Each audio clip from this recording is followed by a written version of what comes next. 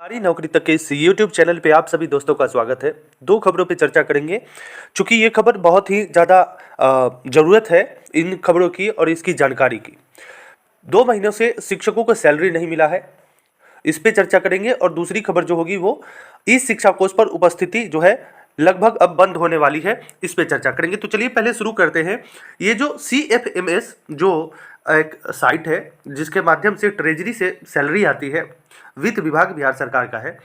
वित्त विभाग बिहार सरकार ने 31 तारीख यानी आज का एक लेटर जारी किया है जिसमें कहा गया है कि राज्य के अधीन सभी प्रकार के वित्तीय कार्यों के क्रियान्वयन हेतु CFMS 1.0 के स्थान पर नया वर्जन CFMS 2.0 को दिनांक 1/1/2025 से क्रियान्वित किया गया।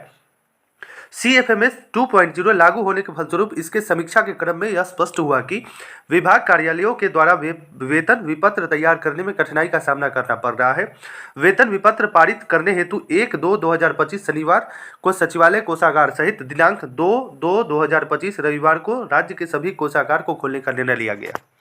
खोलने से क्या होगा नहीं होगा इसकी तो जानकारी मुझे नहीं है, लेकिन एक बात तो स्पष्ट है कि सरकार इस CFMS के ऊपर जो है ये वित्त विभाग कार्य कर रहा है और इस CFMS 2.0 के जो कार्य नहीं करने की जो क्षमता है उस पर सवाल उठ रहा है।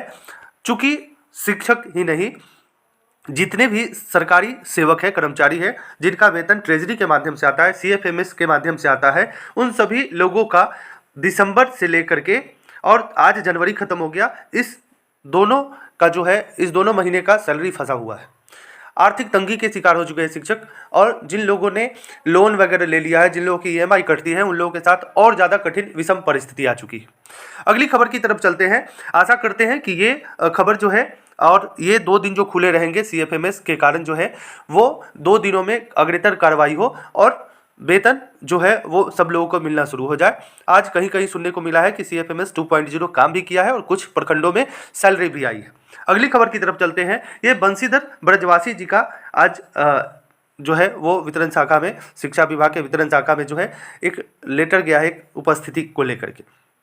बंशीधर ब्रजवासी विधान परिषद तिरहुत स्नातक निर्वाचन क्षेत्र 14-25, ये 31 तारीख का ये इन्होंने जारी किया है।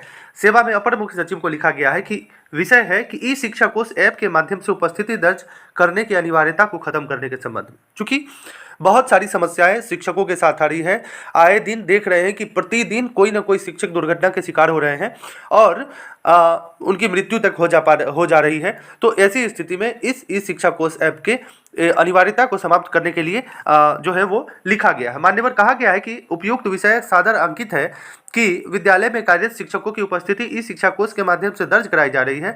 अब तक ऐप पूर्णतः विफल है और शिक्षकों का शोषण और प्रताड़ना की तकनीक का उपकरण बनकर आ गया है। बात तो सही है, चूंकि हम हाजिरी बनाते हैं और इस हाजिरी के साथ ही हमारा अटेंडेंस गुल हो जाता है, पता नहीं चलता है।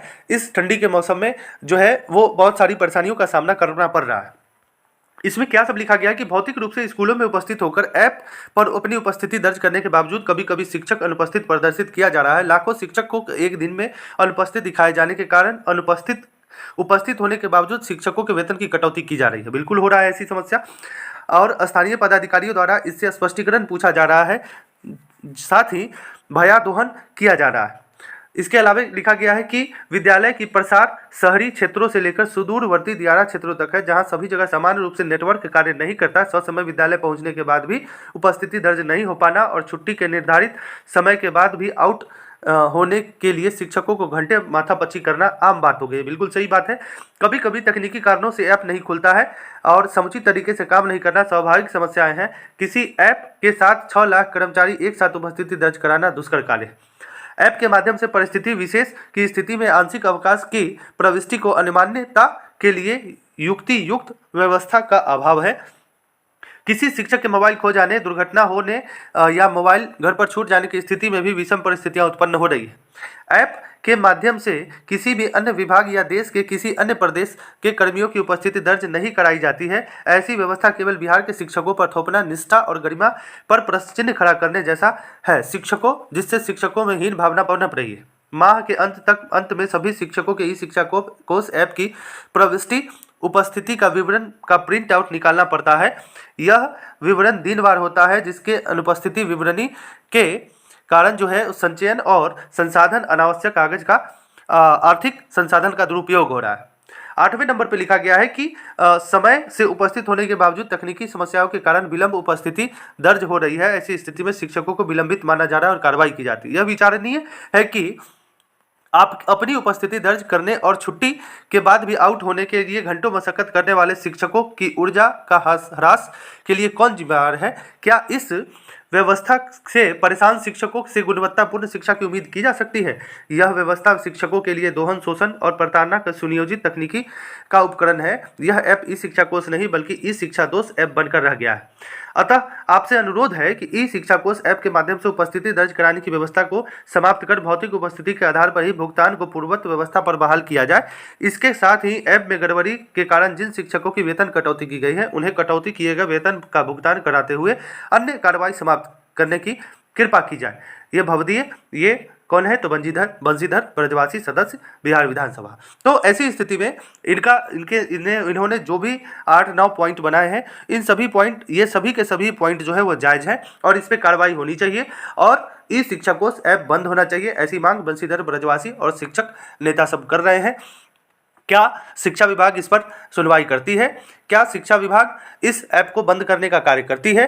देखना माकूल होगा। मिलते हैं अगले वीडियो में, तब तक के लिए गुड डे।